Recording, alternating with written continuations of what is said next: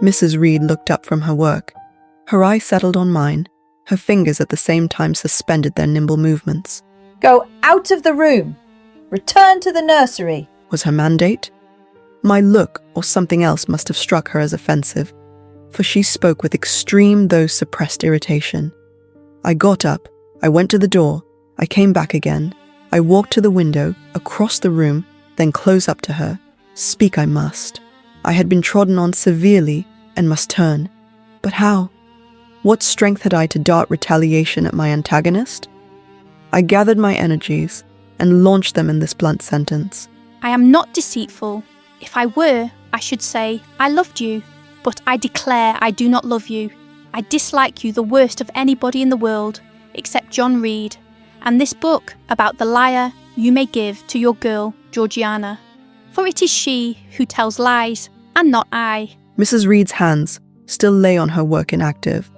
Her eye of ice continued to dwell freezingly on mine. "What more have you to say?" she asked, rather in the tone in which a person might address an opponent of adult age than such as is ordinarily used to a child. That eye of hers, that voice stirred every antipathy I had. Shaking from head to foot, thrilled with ungovernable excitement, I continued. "I am glad you are no relation of mine. I will never call you aunt again as long as I live. I will never come to see you when I am grown up.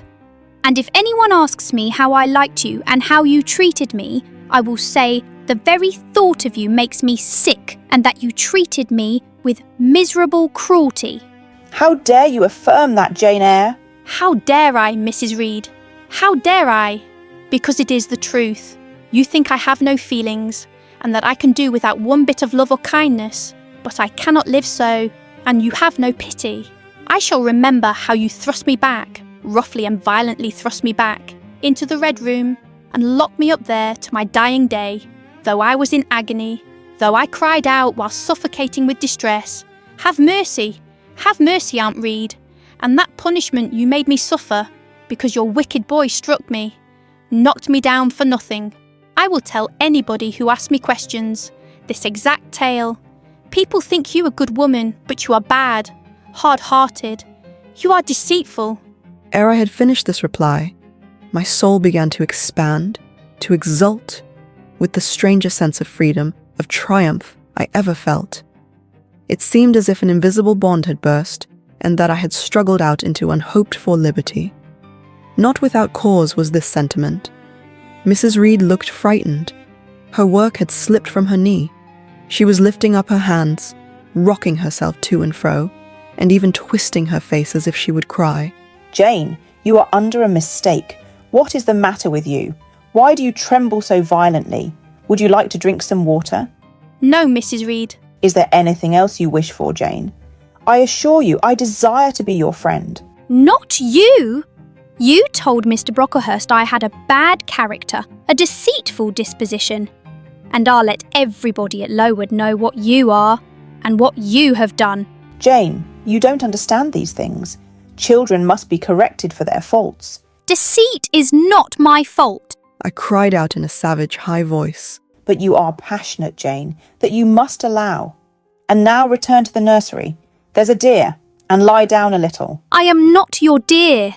I cannot lie down. Send me to school soon, Mrs. Reed, for I hate to live here." "I will indeed send her to school soon," murmured Mrs. Reed sotto voce, and gathering up her work, she abruptly quitted the apartment. I was left there alone, winner of the field.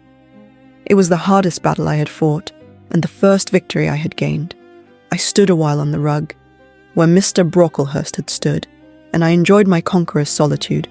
First I smiled to myself, and felt elate, but this fierce pleasure subsided in me as fast as did the accelerated throb of my pulses. A child cannot quarrel with its elders, as I had done, cannot give its furious feelings uncontrolled play, as I had given mine, without experiencing afterwards the pang of remorse and the chill of reaction.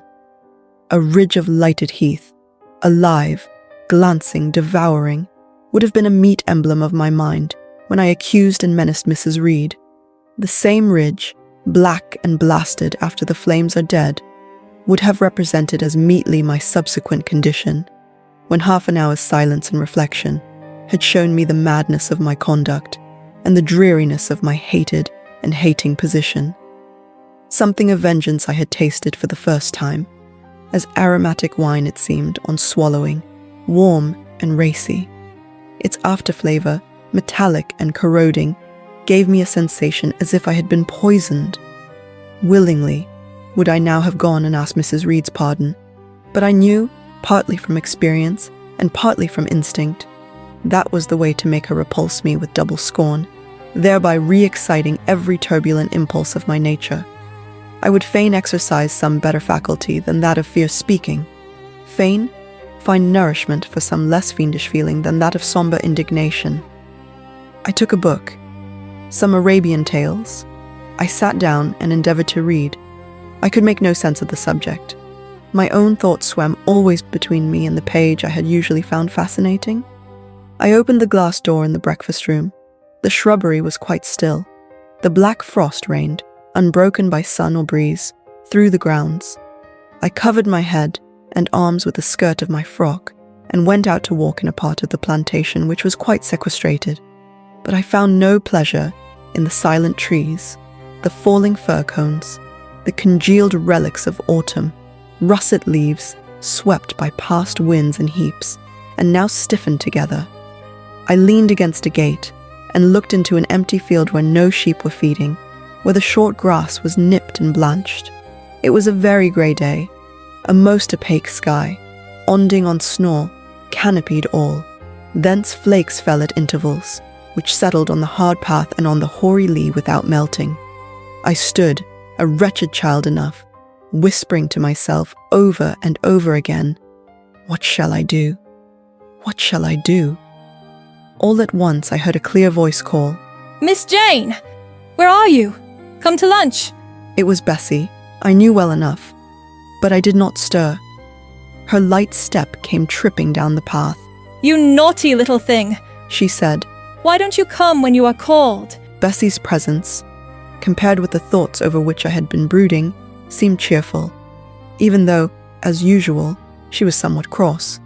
The fact is, after my conflict with and victory over Mrs. Reed, I was not disposed to care much for the nursemaid's transitory anger, and I was disposed to bask in her youthful lightness of heart. I just put my 2 arms round her and said, Come, Bessie, don't scold. The action was more frank and fearless than any I was habituated to indulge in. Somehow it pleased her. "You are a strange child, Miss Jane," she said, as she looked down at me. "A little roving, solitary thing. And you are going to school, I suppose?" I nodded. "And won't you be sorry to leave poor Bessie?" What does Bessie care for me? She is always scolding me. "Because you're such a queer, frightened, shy little thing. You should be bolder." What? To get more knocks? "Nonsense! But you are rather put upon, that's certain. My mother said, when she came to see me last week, that she would not like a little one of her own to be in your place. Now, come in, and I've some good news for you." I don't think you have, Bessie. "Child, what do you mean? What sorrowful eyes you fix on me." "Well, but Mrs. and the young ladies and Master John are going out to tea this afternoon, and you shall have tea with me. I'll ask cook to bake you a little cake, and then you shall help me to look over your drawers, for I am soon to pack your trunk. Mrs. intends you to leave Gateshead in a day or 2, and you shall choose what toys you like to take with you." Bessie, you must promise not to scold me any more till I go. "Well, I will. But mind you are a very good girl, and don't be afraid of me. Don't start when I chance to speak rather sharply. It's so provoking." I don't think I shall ever be afraid of you again, Bessie, because I have got used to you, and I shall soon have another set of people to dread. "If you dread them, they'll dislike you." As you do, Bessie. "I don't dislike you, miss. I believe I am fonder of you than of all the others." You don't show it. "You little sharp thing. You've got quite a new way of talking.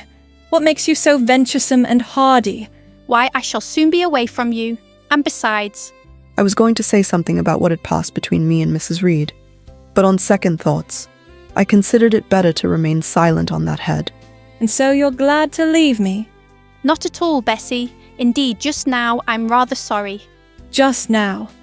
And rather, how coolly my little lady says it. I dare say now if I were to ask you for a kiss you wouldn't give it me. You'd say you'd rather not. I'll kiss you and welcome. Bend your head down. Bessie stooped. We mutually embraced, and I followed her into the house quite comforted. That afternoon lapsed in peace and harmony, and in the evening Bessie told me some of her most enchanting stories, and sang me some of her sweetest songs. Even for me, life had its gleams of sunshine.